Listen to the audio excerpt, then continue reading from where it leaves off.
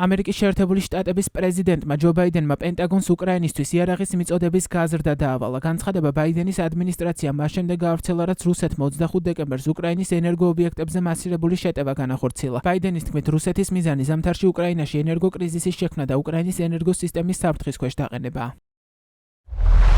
შობის პირველ საათებში უკრაინის ქალაქებისა და კრიტიკული ენერგეტიკული ინფრასტრუქტურის წინააღმდეგ რუსეთმა რაკეტები გამოიყენა. ამ აღმაშფოთებელი თავდასხმის მიზანი იყო უკრაინელი ხალხისთვის ზამთარში სითბოსა და ელექტროენერგიის წვდომის შეწყვეტა და ენერგოსისტემის საფრთხის ქვეშ დაყენება. ნებაუმეცით მკაფიოდ განაცხადა, უკრაინელი ხალხი იმსახურებს მშვიდობიან და უსაფრთხო ცხოვრებას. შეერთებულმა შტატებმა და საერთაშორისო საზოგადოებამ უნდა გააგრძელოს უკრაინის გვერდით დგომა, მანამ სანამ უკრაინა რუსეთის აგრესიაზე არ გაიმარჯვებს. ბოლო თვეების განმავლობაში შეერთებულმა შტატებმა უკრაინას ასობით საჰაერო თავდაცვის რაკეტა მიაწოდა და დახმარება ისევ გრძელდება. მიმართე თავდაცვის დეპარტამენტს გააგრძელოს იარაღის მიწოდება უკრაინაში.